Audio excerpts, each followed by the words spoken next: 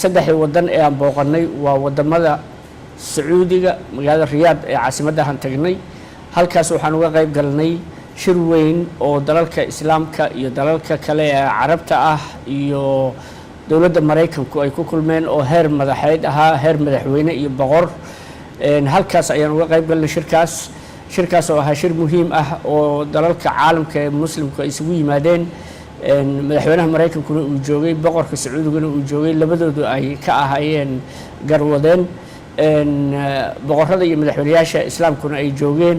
waxaa looga wada hadlay arrimo badan oo islaamka khuseeya iyo caalamka maanta la joogo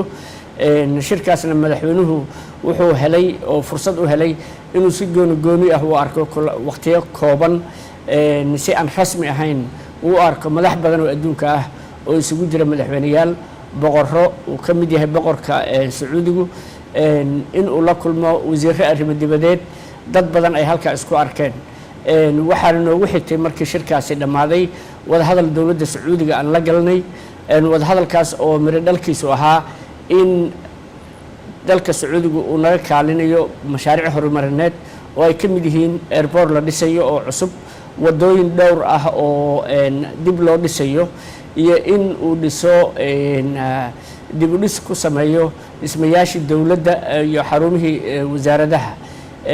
isla markaasna waxay boqortooyada sacuudigu ogolaatay in ay mashaariic intaa ka badan oo xagga horumarinta ah ay samayso waxayna aan isla gaarnay in isla toddobaad gudihiis ama toddobaadka soo socda uu wafdi heer wasiiro ah iyo guddi farsamo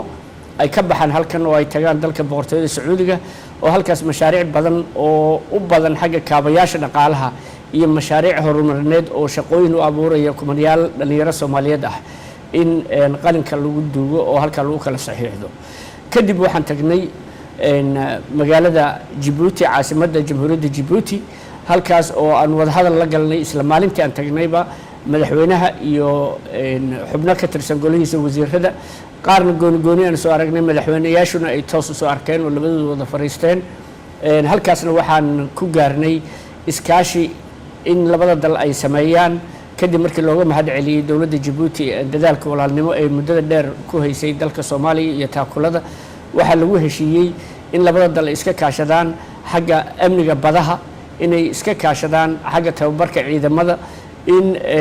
labada dal ay sii wadaan iskaashigoodii isla markaasna si gooni waxa loogu xil saaray labada wasiir arrimo dibadeed inay goordhow is arkaan oo ay mashaariic hor leh isla meel dhigaan kadibna waxaan ka qayb galnay furitaanka dekada Dooraale oo ah dekada afraad ee magaalada Djibouti loo sameeyay halkaas oo mashruuc weyn oo qiimo leh lagu hirgeliyay waxaa xusid mudan in dekadaas dhagax dhigeedii ay wada dhagax dhigeen madaxweynaha jamhuuriyadda Djibouti iyo ra'iisul wasaaraheennii hore Saacid Shirdoon maantana ay furitaankeedu wadajir u fureen madaxweynaha jamhuuriyadda Djibouti iyo madaxweynaha jamhuuriyaddeena federaalka ah ee madaxweyne Farmaajo intaas kadib waxaan u baxnay hal habeen kaliya markaan ku haynay Djibouti waxaan tagnay dalka Qatar magaalada Doha halkaas oo aan wada hadal ku galnay mas'uuliyiinta Doha oo amiirka Qatar dalka Qatar uu madaxweynaha iyo wafdigiisa ku qaabilay wada hadal aan yeelanay oo boqorka la yeelanay iyo wasiirada kala duwan ee dawladana waxa la isku afgartay in dawladda Qatar ay kabto miisaaniyadda dawladda federaalka Soomaaliya iyo in ay naga caawiso dhinacyada waxbarashada iyo caafimaadka iyo mashaariic kale oo dhowr ah marka safarkeena marka la isu geeyo tascuudigan haddaan ku kabo waxa kamid ahaa heshiiska dhinaca amniga ayaa kamid ahaa qalabaynta iyo tababarka ciidamada marka haddii la isu geeyo safarku wuxuu ahaa safar guul ku soo dhamaaday wax badan ay uga soo hoydeen Soomaaliya waxaana xusid mudan safarkaas in aan khasnada dawladda Soomaaliya $1 aanu ka bixin oo ay ahayd mid dhamaantiis ay dawladihiina marti galiyay ay qabeen kharashka safarka